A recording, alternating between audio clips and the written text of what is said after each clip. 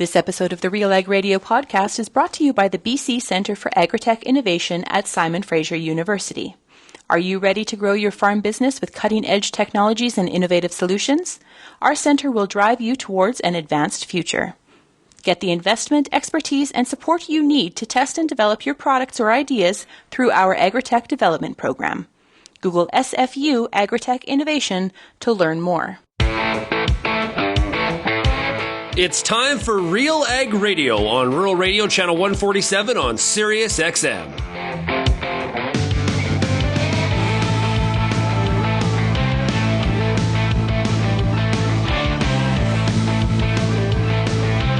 RealAg Radio and RealAgriculture.com is your home for insight and analysis of the issues that are impacting your farm business. Let's get real and get connected with RealAg Radio.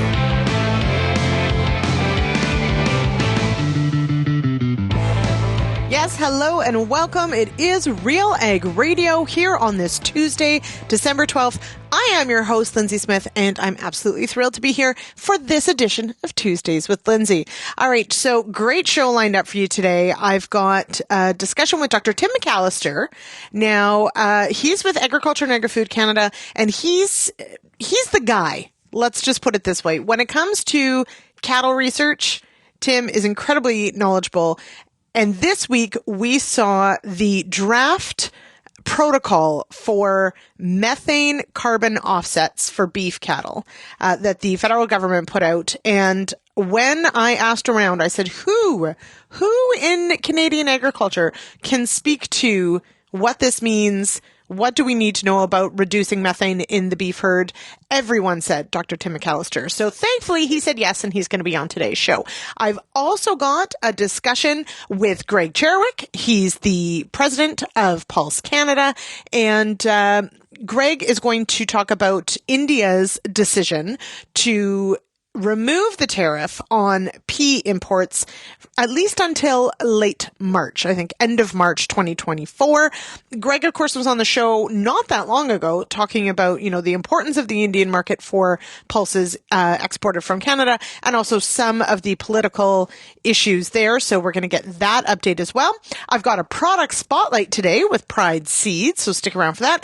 And I have pulled a clip from last night's episode of The Agronomists. So Nick Dubuc and Dan Petker joined me to go over what they saw at Agritechnica and where they see a fit or perhaps not a fit for Canadian agriculture, at least their parts of Canadian agriculture. It was a great show. It goes every Monday, 8 p.m. Eastern.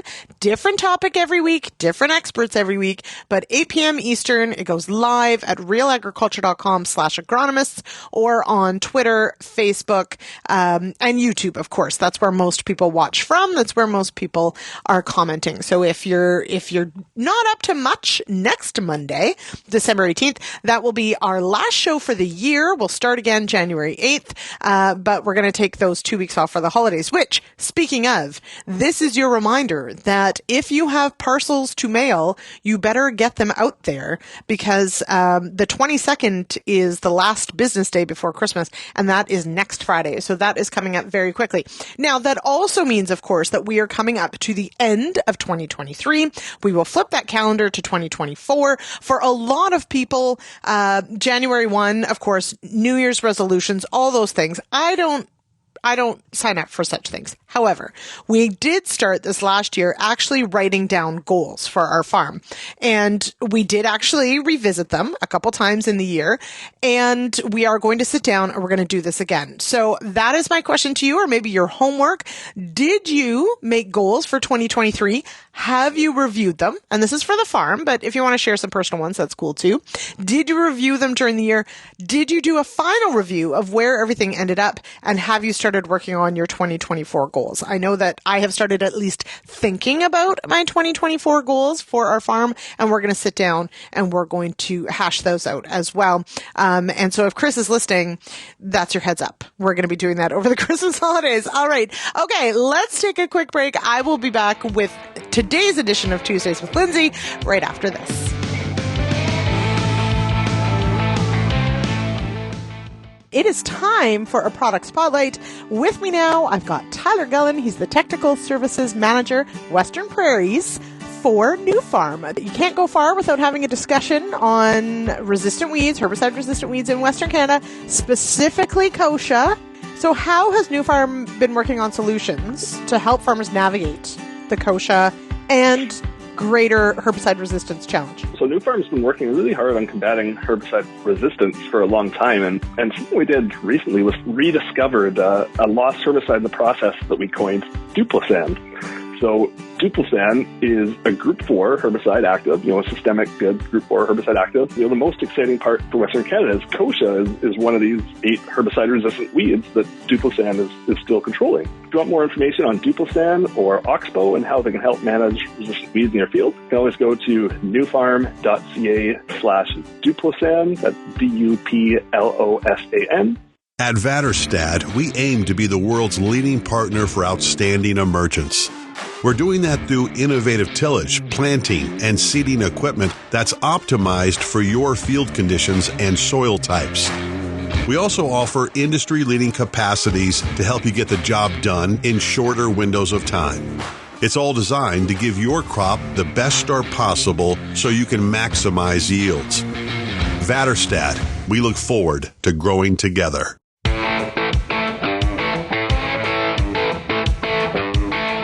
Welcome back to RealAg Radio. I am your host, Lyndsey Smith, and this segment is brought to you by the new Oxbow cereal broadleaf herbicide from New Farm. Oxbow is powered by Duplocin technology that is a workhorse on resistant kochia and other tough weeds in wheat and barley. All right, we go now to a conversation with Greg Cherewyk. It is time to talk about pulses and a decision that India's government made last week to remove the tariff and other restrictions on yellow pea imports into the country. Joining me now is Greg Cherewyk. He's the president of Pulse Canada. Greg, welcome to the show. Thanks, Lyndsey. Good to be back. Yes, it's been a little while, and a lot has transpired since our last discussion. Some of it good, some of it not so good. But in the win column, at least at the surface, we'll put it, India did announce that it was removing the tariff on yellow pea imports from now until the end of March 2024. Is this great news or just good news? I think it's for now it's good news, with the potential for it to be really good news for the pulse industry long term. It's a narrow window of time that they've opened up the market for peas, loosened all the restrictions, and let's just provide some context for the listener too here. Back in the fall of 2017, India increased its tariffs on all pulses to the maximum levels, and then into 2018 added additional restrictions on pea imports. So those included quantitative restrictions, which amounted to about 150,000 ton quota. They added on top of that minimum price restrictions, and then included as well port of entry restrictions through the port of Calcutta. So effectively they limited imports, severely limited imports of peas from the beginning of 2018 through to today. So this is the first time in that time that we've had a meaningful lifting of those restrictions to the point where there's actually open access to the market again. Now, just quickly, are these other points still in place, though? So is the quota still in place in the port of entry? No. So that you've got all restrictions lifted through to the end of March. Now, product has to clear by March 31st. So when I say it's a relatively narrow window, that means product has to be purchased, moved through the Canadian system, transported to India, and unloaded prior to March 31st. Now, the industry can do that. There's about a 60 to 65 day window here that you would be required to execute on that. So there is time between now and the end of March. So it's entirely possible to do it, but it does have to be cleared by the end of March. Okay, so that is a key part. Now, the other thing, and we talked about this when the last time we spoke in regards to India, is that one of our challenges as an exporter to this nation is that things can change quickly. And as you mentioned, things can change even when perhaps product is in transport. So we have until end of March, not a ton of time, but some. But do you foresee this changing or extending past March? What maybe is behind it that might add some solid ground to it or perhaps make it a little less dependable? Well, I think, when you think about what's happening globally, even here in Canada, there's a lot of focus on the part of governments to address rising cost of food. And so we've got CEOs of major grocery retail chains being called to Ottawa. In India, they're looking at it from a different perspective. They're looking at reducing any barriers to the flow of food into the country to ensure that it can remain affordable and available year-round. So that's what's really behind, seeing the lifting of restrictions on pea imports is managing the price of food and ensuring that it's affordable. But that's also connected to, obviously, the domestic production of pulses as well.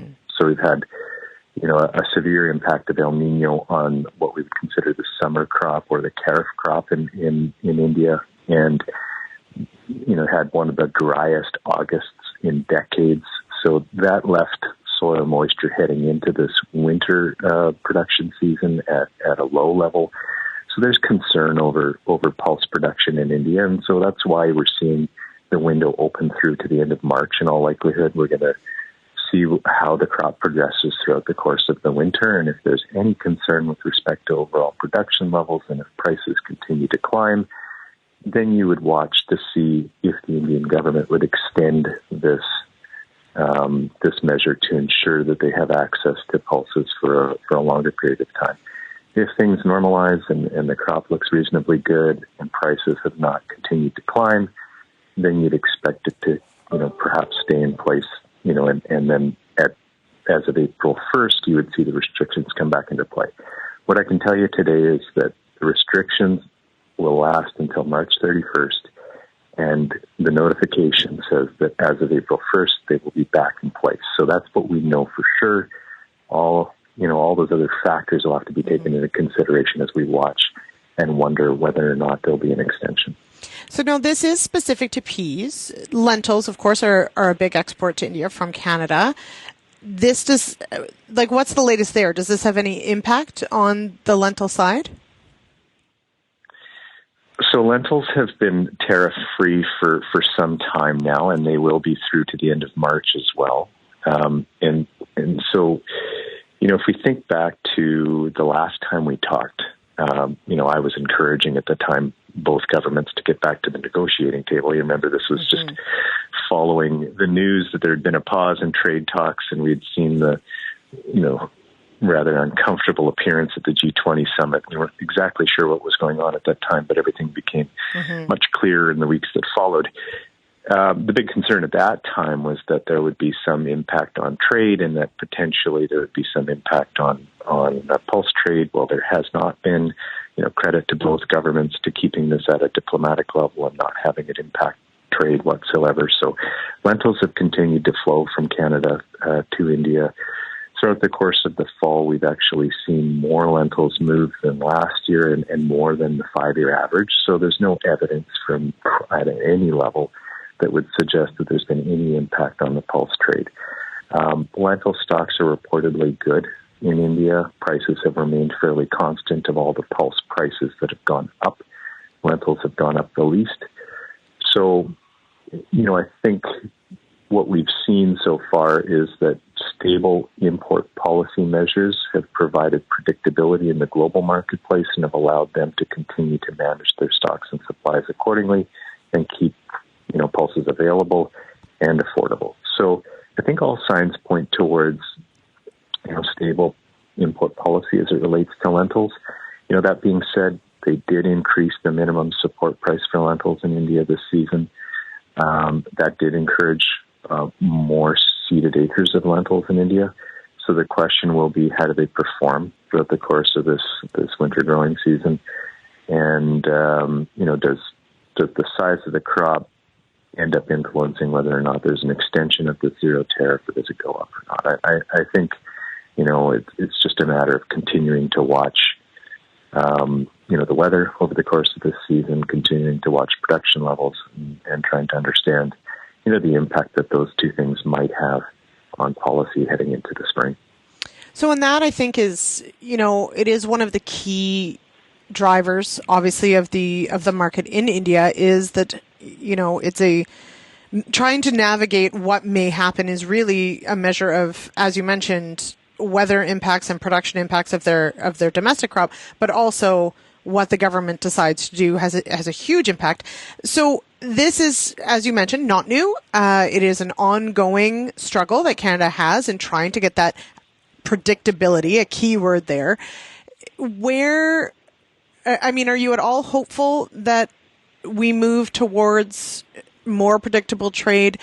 We did, of course, as you mentioned, we've learned that, at a diplomatic level, there are some significant issues that Canada and India, and perhaps even the U.S. and India, need to work out. But from the trade perspective, have you heard anything about getting back to the table to set some predictability, or at least talks towards that happening at all? Well, I guess the big hope, obviously, earlier this year was that we would be creating that framework that would provide for more longer-term predictability. We expect this market to continue to grow. We expect, India to continue to work with Canada to ensure that they've got a secure supply of pulses into the long term. Now, in the early part of September, those trade talks got paused. Have they been paused indefinitely? I couldn't tell you today. We are starting to see, though, after a couple of months of a lot of anxiety on the part of everyone who's got a connection to the relationship between India and Canada, we are starting to see some positive signs. I think the tone from both governments is positive from our perspective. So this constant reference to the need for quiet diplomacy and more professional dialogue is kind of what we need to hear. It suggests that they're communicating, suggests that they're working together. Does it suggest that they're back to the negotiating table or even close to being able to talk about those types of things? I don't know. But, we do hear from the Indian High Commissioner to Canada occasionally. He's been in the media recently, and, one of the interviews that he did in the fall spoke to the need for to expand business ties with Canada. He did actually say that India would like to get back to the negotiating table and that the deal should be signed as soon as possible. He suggested that India would welcome a delegation of Canadian business people to India. So all of those things, regardless of the fact that they're comments made in the media and, take them for what they're worth, all of them are positive signs. It suggests that, there's a willingness to try to get this relationship, back on track. I just couldn't speculate as to, where it currently stands or how long it might take to get to the point where we're actually having free trade talks. So that kicks it back over to the industry to say, so what is it that you're doing to ensure that, B2B and industry relationships, remain strong? So the pulse industry's been, in our office has been very active over the course of the last few months, reaching out and trying to work with our Indian counterparts, both at an industry level as well as at a business level. And at this point, that's purely communication. That's maintaining close ties with the people who we've developed relationships with over the years. As I mentioned before, we've continued to ship product to India, so there's been no disruption to the flow of lentils to India, so that's been a good sign. Visa application centers are open again, so we've applied for a visa. We plan to be there in February for the Global Pulse Confederation meeting, which is being held in Delhi this year. So there's opportunities for us to not only continue to talk, but to meet face to face. And there's no real limitation to whom we can meet with. And there's an openness on the part of India to continue to talk to us. So, the work that we'll do over the course of the next few months is to ensure that, we're still seen as a reliable and consistent supplier to the market. Hopefully with the opening of the pea market, there's going to be more talk around the opportunities long-term for peas into India. There was a discussion at some point about the potential for peas to be imported for value-added processing and re-export into the region. That's something we'd like to continue to talk about, even if the market doesn't open completely and fully to peas, into the long term. Are there opportunities to look at other options? So those things we'll continue to talk about. And like I said, that becomes, a priority for industry and something that industry has to roll up its sleeves and work on while you're not able to necessarily depend on governments at a negotiating table to establish these frameworks that kind of provide that certainty into the future. All right. And we have what India wants. So These are great conversations. Now that, I mean, we could probably do a whole other segment on, some of the conditions in Saskatchewan and impending drought potentially yet again. But that's a discussion for another day. Greg, we're going to leave it there. Mm-hmm. Definitely. Okay. Yeah. Looking forward to what might happen in February after that meeting. And of course, we'll be watching closely what happens end of March. So Greg Cherewyk with Pulse Canada, thank you so much for joining me on the show today. No trouble. Thanks for having me. All right, let's hop to a quick break, and I'll be back with today's product spotlight right after this.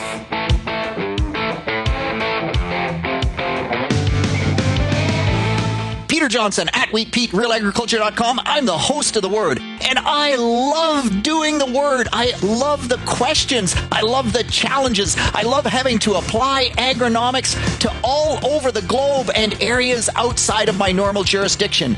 Also, I love the feedback the most, where growers challenge me, tell me about their plot results, help me to learn. The Word, absolutely the best part of my day. We are joined by the president of APAS. It is Ian Boxall. Okay, I want to hit on the report APAS commissioned in regards to looking at what farmers are paid for commodities, but those prices in relation to the escalation of food prices. It's an education piece, is how I see it, right? I see we can educate the public on what actually is the farmer's share of what they buy at the grocery store shelf on these A products. But then I think it also gives the consumer the ability now to ask the question is, like, where is the rest of my money going? Who gets the rest? Who in the supply chain gets the rest of my grocery dollar? Now let's let the other sectors do their share and lay it out there so there's transparency in what the groceries are costing and where the money goes. You found that even with the increase in the price of commodities, food prices actually jumped even higher. There was no direct correlation between the increased price of commodities and the increased price of groceries.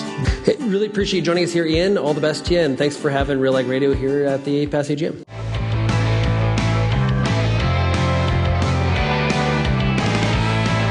Welcome back to RealAg Radio here on this Tuesday. I am your host, Lyndsey Smith, and it's time for today's product spotlight. Joining me on the line, I've got Neil McGregor, Market Development Agronomist for Pride Seeds. Hello, Neil. Hi, Lyndsey. How's it going? It's going well. All right. It is, it's crunch time. I'm going to say it. I'm going ahead and I'm going to call it. What should producers be considering when selecting their corn hybrids for 2024? Well, definitely one of the messages that we've been trying to portray to our dealers over the fall and this kind of sales period is something called a tagline called Pick 3. So we're emphasizing multiple hybrids on farm, not only different maturity ranges to spread risk that way, but also just different hybrid characteristics as well to mitigate some of that risk and also fit different growers' management styles as well. All right, Pick 3. I like it. Now, tell me though, looking to 2024, what's new at Pride Seeds? New. So we've launched 9 new commercial hybrids for the 2024 growing season, all the way from 74-day maturity all the way up to about 105, 106-day maturity. We're launching a couple new trait options in those hybrids as well. Our hybrid naming system on the trait side goes by the G series, so we're launching some G4 traits. So that's the receptive trait. So that gives us above ground insect protection with the addition of a protein called MIP3A that gives us broad lepidoptera control, particularly on Western mean cutworm. And then also we're launching a couple new hybrids with the Smart Stacks Pro trait. So that gives us a third mode of action on corn rootworm. Product-wise, on the early silage market, particularly Western Canada, then in some northern markets in Ontario and in Quebec, a product called A5686 G2 really proved to be a tonnage champion on that silage component. And then in the early grain corn side, A5424 G2, nice new consistent stability hybrid, lots of stability, nice grain quality performance as well in that earlier grain maturity as well. Now you've mentioned, of course, a few key things, a few key offerings, of course, in new lines for 2024. What are some of the key agronomic traits and strategies that growers need to consider in the year ahead? Well, particularly on the soybean side, we've really gotten into a couple herbicide platforms, and that's really really going to be something that growers need to decide which route they're going to take, whether it's the Enlist platform or the Extend platform. On the Extend side, there's a new addition to that called Extend Flex that gives the Liberty component to that as well. Really what I've been focusing on is growers should pick what platform they're comfortable with from a weed control standpoint. And then particularly in Pride seeds, we're seed focused first. We're genetics focused. So we're really offering varieties that are available in both platforms, have strong genetics regardless of trait, that give them the freedom to choose what's the best fit for their farm. Following up on that Pick 3 tagline, why is it so important to sort of look at not going maybe acre to acre right across the farm with the same hybrid? Really, definitely not a single farm is perfect or even across the entire landscape, but definitely even from a maturity standpoint, we don't know what Mother Nature is going to throw at us from year to year. So really spreading that risk out maturity-wise to make sure that we're covered that way, but also characteristics, different hybrids stress at different points during the season. So again, we don't know that the hand that Mother Nature is going to play. So protecting ourselves that way and hybrids that maybe can stress at different times of the year that will protect us that way as well. Where can growers go for more information? So you can find us at prideseeds.com. You can find various things for us, plot data, as well as our dealer network map, and also our staff information as well. All right, Neil, thanks so much for joining me on the show today. No problem. Thanks. Take care, Lyndsey. All right, and we'll be back with more RealAg Radio right after this.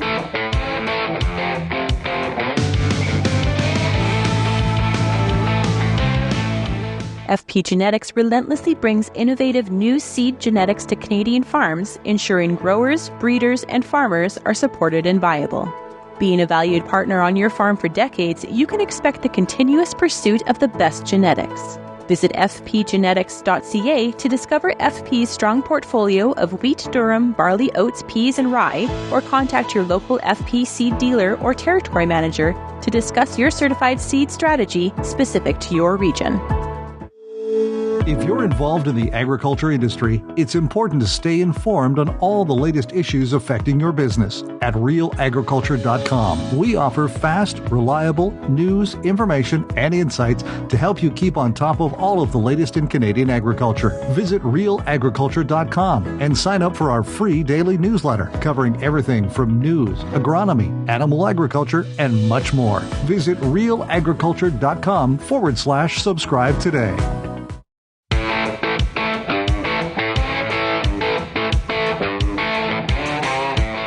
Welcome back to RealAg Radio here on this Tuesday, December 12th. I am your host, Lyndsey Smith, and this segment is brought to you by FP Genetics, innovative seed genetics for Canadian farmers.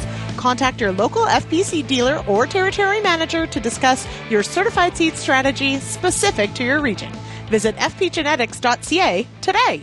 All right, joining me now is Dr. Tim McAllister. He's with Agriculture and Agri-Food Canada, based out of Lethbridge. We did see ECCC, Environment and Climate Change Canada, came out with the 4th carbon offset protocol that they've put out there. And this one is on beef cattle methane reductions. And so this is a carbon offset protocol. Lots to go over. There is a consultation, but I wanted to back up a step and talk about some of the science and some of the things we know about what we can do to decrease methane emissions in cattle. And that is, of course, where you come in. So what have we learned about reducing methane emissions from cattle? Well, we've probably the number one strategy that we have for lowering methane emissions in cattle is through the type of diet that we formulate for them. So generally speaking, when we look at our feedlots and where we're feeding higher grain diets, the amount of emissions per kilogram of meat produced is reduced substantially as a result of including cereal grains in the diet. Forages, the animals tend to also take a longer period of time to finish, and as a result, then the amount of emissions per kilogram of beef produced is typically higher. So, and that could be in some ways counterintuitive for some. If we think about, because at times we talk about the high intensity of feeding grain diets and forages are great for, our soil health and those sorts of things. But when we're talking specifically about methane emissions, we really have to think about the lifetime of that animal. That's correct. Because an animal that's been processed for meat doesn't produce any methane emissions after that point in time. That's right. Yeah. All right. So now the draft protocol that's out there, it is up for consultation. It's up for comment until February. And so, stakeholders, people can weigh in. At first glance, though, I know that there is mention of several different things we do. And so diets is a big one of them. Where might we see feed additives work their way into this? Yeah, so there's a lot of research going on at a global level in the relation to developing feed additives that can lower methane emissions. There's one compound that's commonly known as 3-NOP. It's, I believe, now going through a regulatory assessment in Canada, and we'll see what the outcome of that will be. But it could be available at some point in the future as well. And there's a number of other additives that are in the research pipeline as well that show potential for lowering methane emissions as well. Probably not quite as far along as 3-NOP is. Right. So, and what kind of emissions reductions are we talking with something like 3-NOP? The literature would suggest, there's been many research studies that have been ran at various locations in the world, and probably the reduction is somewhere between 30 and 50% in terms of the amount of methane that's reduced. Okay. Now, let's maybe even back up one step more. Genetically, are the cattle that we're finishing now more efficient as far as methane is concerned than, say, 30 years ago? What have we accomplished on the genetic side? Yeah, well, we did do a study comparing from 1981 through to 2011 at that time, so over a 30-year period. And we found in that study that the carbon footprint associated with beef production was reduced about 15%. Now that includes improvements within the animal. It also includes improvements within crop production and yield. So it's really an all-encompassing approach in terms of the analysis that looks at all of the factors that contribute to emissions as a result of the production of beef. Now, all right. So this is ECCC that has put this protocol together. That's correct. That's the department that is putting these together. We've seen forestry, methane from landfills, and refrigeration are the other protocols that are out there. The goal is that these are going to be government regulated carbon credit systems that could be traded. And so from the cattle producer's perspective, now you did consult on this draft protocol that's out there, but it is, of course, not Agriculture Canada's protocol that was put together. That's correct. And ECCC did the consultation with more than just with Agriculture Canada. It was across the country. Several stakeholder groups participated in that process. Mm-hmm. So from the perspective of what producers, feedlot operators, who might actually participate in this? Do you foresee it being relatively straightforward in that we have the science and we just need to, keep track of certain things? Or how do you foresee this actually all working out? Well, I think the keeping track or the record keeping will be part of that. Alberta had some protocols that were in place prior to it going nationally as well. And ECCC certainly looked at those protocols, and there's quite a few similarities between the Alberta protocol and what they've developed nationally as well. A lot of it is based on record keeping in that it's not realistic to really go out and make direct measurements at a feedlot or even in a open any kind of confinement situation, just because of the complexity in making those measurements, at least at this point in time, on such a broad scale. We can do it at a single feedlot, but to do for all the feedlots is just impractical. So it'll be mainly based on the modeling estimates and the other studies of which have been conducted under experimental situations that documented that variation in emission reduction that I mentioned, 30 to 50%, which will be used in the models and to estimate the reduction at each site that elects to employ those types of mitigation strategies. Now, is there an overarching goal here because the cattle industry has already been working towards reducing emissions overall. Definitely, yes. Is there a driving goal from the cattle side, do you think, on where we could end up on the emission side? Yeah, well, I think it's again increasing awareness, giving the opportunity. There may be emerging technologies that lower methane emissions that would be more advantageous for adoption if there's an incentive, an economic incentive that could come through carbon offsets types of programs. So that's one of the factors. There's other activities going on as well. Agriculture Canada has a global methane reduction challenge that is put out just recently. So, increasing awareness, making people aware that there are strategies to lower methane emissions emerging and encouraging their adoption is beneficial for the industry and beneficial in terms of addressing the issue of climate change at the same time. Mm-hmm. Now, we should make one thing clear, though, and this is one of the discussions that I think is important. So in something like this draft protocol, we are talking about enteric emissions, right? So we're talking about, right, when cattle burp, basically.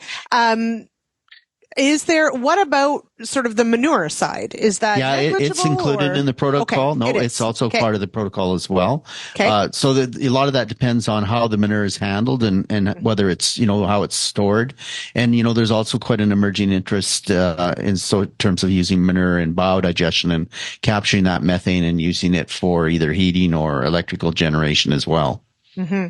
Now, those biodigesters exist in Canada. That's already. Correct. Yeah. But we typically see them in more of a system like a dairy system or something like that. So what are some of the challenges of that kind of system because this protocol is for beef cattle. So what are some of the challenges in making something like that scaled to beef production? Well, there's quite a significant capital investment in terms of the infrastructure that's required to produce those biodigesters and capture the methane. The manure also tends to be in more of a liquid state. If you've been around dairies, you know that there's more water used in washing of the barns and that as well. And so that's one of the difference, with beef cattle manure. It tends to be more of a solid and typically composting or stockpiling or some of the manure management practices that are a little easier to implement than direct administration into the biodigesters. But that being said, there is biodigesters being developed. And then it's also, when you start to look at that, you need to also consider the yield of methane that's coming out of those biodigesters, because that's going to impact the business model in terms of the investment that's gone into the biodigester and the amount of money that can be recovered through the sale of methane for either energy generation or heating or electrical generation. Mm-hmm. Now, the one question, and it's okay if you don't know the answer to this, but this is a federally regulated market. So this is not open market carbon credit system. This is a regulated one, and that's why these protocols are being put in place.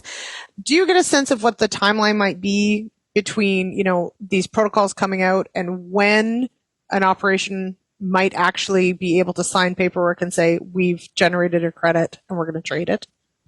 Yeah, I think you'd probably be better off to ask ECCC that question, because I don't really know what their timelines are for evaluation. Like, it's under a 60-day open comment period right now, and I don't really have the information on their timelines in terms of when they're going to compile that information and move forward with actually actioning the program to make it available to the industry.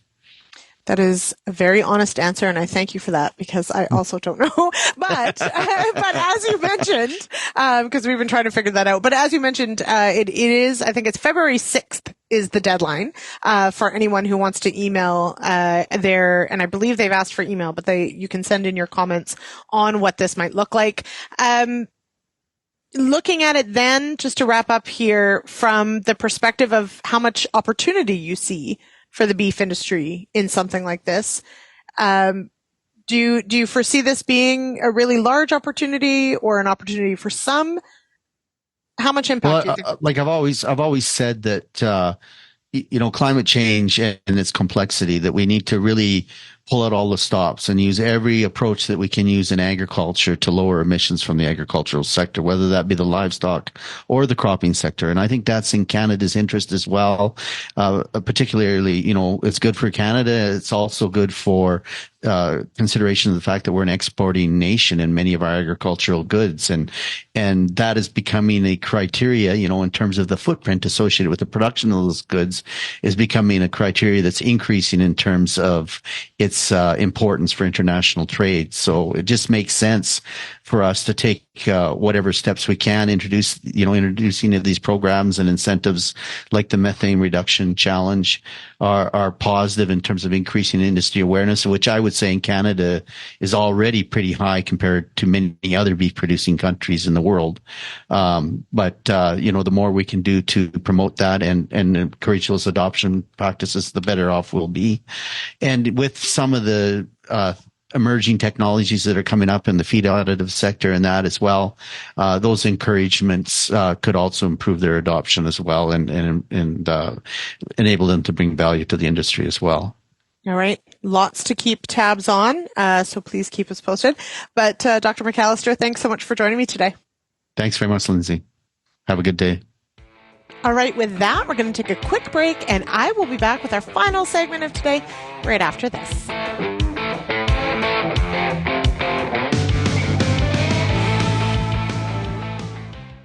What's next for your fields? At Pioneer, delivering industry-leading genetics drives everything we do. From the scientists in the lab to our local teams with boots on the ground. We are determined to get there first. Developing top-performing products, proven in more growing conditions than ever before. Pioneer. What's next happens here. Visit pioneer.com/Canada to learn more. I get to spend every day talking to farmers in the ag industry through RealAgriculture.com and RealAg Radio. But nothing is more fun than speaking to an audience live and in person. If you're planning an ag event, book a Real Agriculture speaker to make it a successful and memorable experience. Email shaney@realagriculture.com and you can book myself or any other Real Ag personality to speak at your event. Bring your audience all the fun, insight, and energy of Real Agriculture.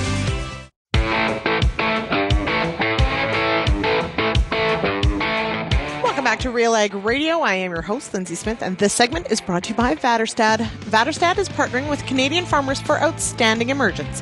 Their line of tillage, seeding, and planting equipment offers solutions for all soil types, field conditions, and tillage practices, helping you maximize yield. To learn more and find your local dealer, visit Vaterstad.com. All right, as promised, I've pulled about 10 minutes from last night's episode of the Agronomists. You'll hear now Nick Dubuc and Dan Petker sharing some of what they saw at the giant show that happened last month in Hanover, Germany. Well, there was definitely a huge focus compared to the previous editions about weed control. I guess alternatives to pesticides, because Europe has that mandate right now. 2030, they need to cut pesticide use by 50%. So they were showing all sorts of weed control equipment. Some of it was basically traveling in the past. I've mentioned it, I think, with Sean a little while ago, but, rotary hose, I still don't get it. I don't get how we're going back 50 years in the past and there's people spending tens of thousands of euros to display that type of equipment on their booth at the largest farm show in the world. There's some other weed control equipment that's way more advanced, lasers or cameras or there were cameras everywhere. But yeah, there's some anachronic equipment that was shown there. Okay. Dan, what about you? What struck you most? Yeah, seeing 40-foot and 50-foot rotary hose blew my mind. I haven't seen a rotary hoe with fresh paint ever in my life, and it was unreal to see them. And people were excited about them. The row crop kind of cultivation approach, there's some amazing stuff there, like just like little, section control on a row crop cultivator or some weird rotary thing. And then the other thing was like Europeans love their tillage, like more than some of the people I know in Perth County. Which is, just for anyone who doesn't know Perth County, it's a lot. They really love it. Now, I want to, though, I feel like I need to come to the defense of the rotary hoe. For one thing, you get to drive it really fast. So that is an important key. And if you're targeting little tiny weeds at the thread stage, it's incredibly effective and very quick.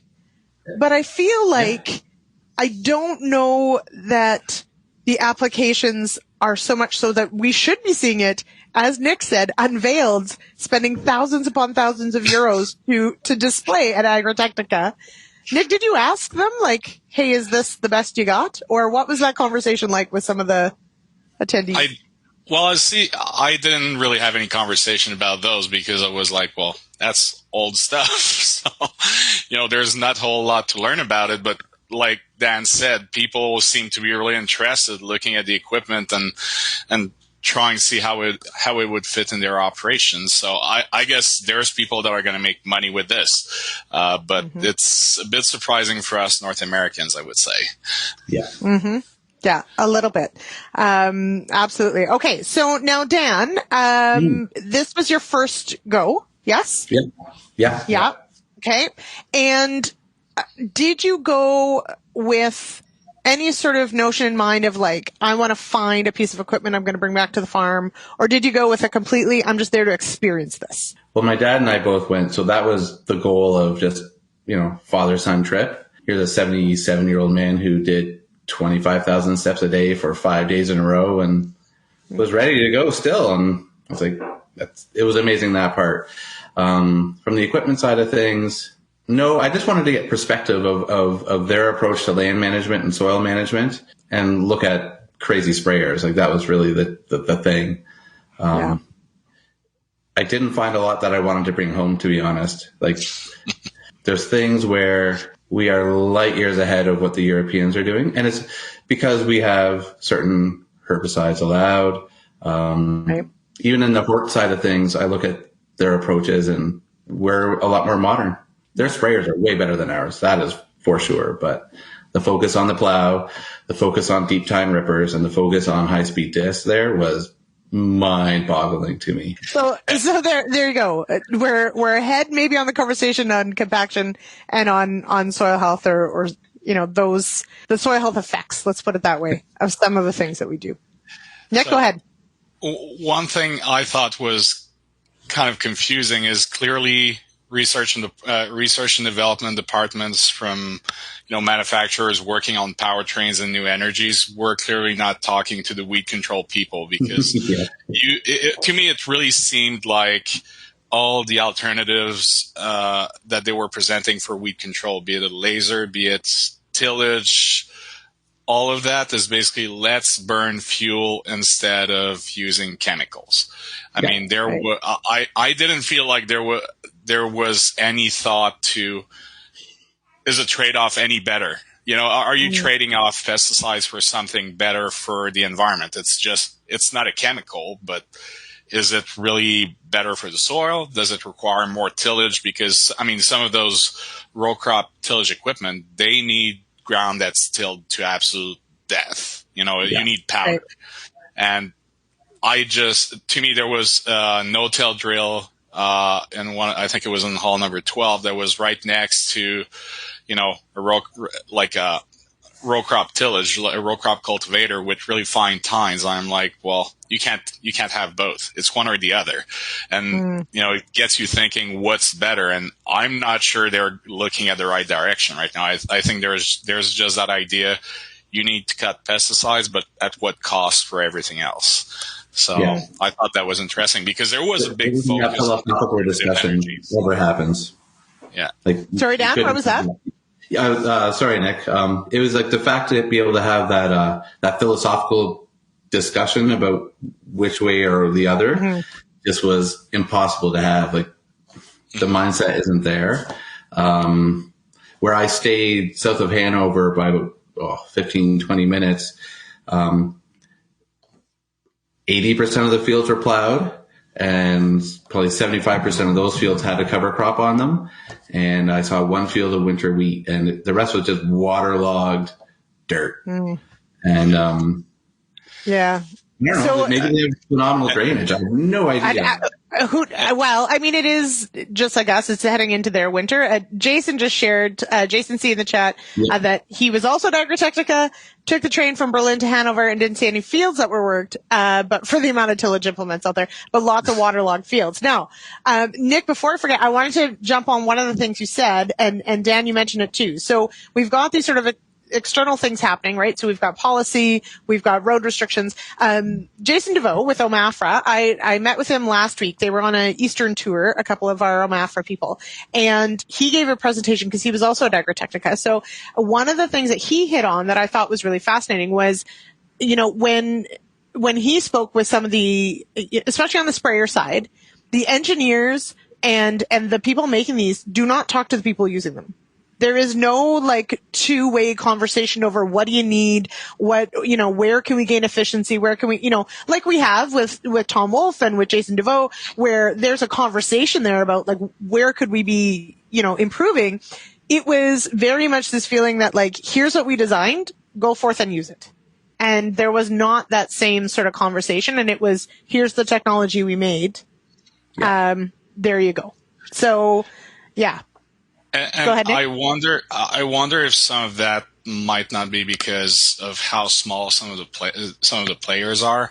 I mean, you look at sprayers, each and every country in Europe will have their 5 or 10 local manufacturers making equipment that are popular. There's very few manufacturers that will sell everywhere across Europe, you know, across multiple countries. So I would tend to think it's just, well, we've got our local customer base that we really perceive we understand well, but we don't actually talk to them. And I'm going to end it there because we are rapidly approaching the end of today's show, and there's still a few things that I wanted to touch on. So first of all, of course, yes, this is just a snippet of last night's episode of The Agronomist. If you want to see the rest of it and listen to the rest of it, you can head on over to our YouTube channel. So that's Real Agriculture. Head on over there. You can, we've got some video clips that we pulled from the show.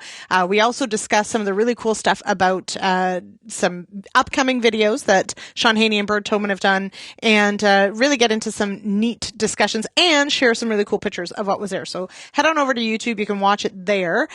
Or, of course, RealAgriculture.com/agronomists. Head there and you can see all of them. So there's that. This week, of course, I'll be back for the issues panel on Friday, but we've got a packed week. There's lots going on with Bill C-234, although Kelvin's probably going to tell you it's a bit of a downer. And we'll of course have the Farmer Rapid Fire on Thursday, and Sean Haney will be back tomorrow for a discussion on markets. But I do want to say a big thank you to everyone who joined me on today's show. If you have feedback, give us a call, 1-855-776-6147. Or, of course, you can zip me an email, lsmith@realagriculture.com. Really do appreciate your feedback. And, of course, Sean Haney accepts email, shaney@realagriculture.com. So, to bring this full circle, though, as well, just a quick shout out. Get those goals written down, production goals, business goals, get them written down, and let me know if you're willing to share what they are, or let me know if you actually did this, because I have to tell you, I think it's a really great way to make progress on things. And let's face it, we only have so many seasons on the farm to make that progress. And that, I think, starts with having some goals of what you want to change. So would love to hear what some of your goals might be. Or if you are the kind of farm that does set goals, who do you share them with? Do you revisit them often? Because as we've heard, that is a key part to keeping your goals on track. So let me know how often you go back to them, maybe change them, maybe update them, and how you put a plan together to achieve those goals. Absolutely. I did want to just quickly as well remind everybody that, of course, the holiday season is rapidly approaching.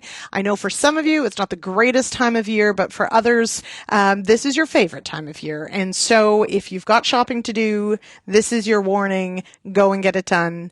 We're going to rapidly run out of days here to do it. And when it comes to that wonderful break, that week in between Christmas and New Year's, where nobody knows what day it is or what time it is, and all we wear is PJs, I, for one, am looking very forward to spending that downtime and spending that time with family and friends. So let's get through the next couple of weeks so we can all sort of just chill for a little while. All right. Okay. Thanks for joining me on today's show. On behalf of producer Jay and everybody here at Real Agriculture, thanks so much. And I'll talk to you on Friday on the Real Ag Issues panel. Cheers, everybody. Thank you for downloading this episode of the RealAg Radio podcast, brought to you by the BC Centre for Agritech Innovation at Simon Fraser University, your go-to for advancing agritech.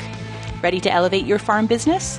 Achieve the productivity and profitability you're looking for with Agritech Development Program. Google SFU Agritech Innovation to learn more.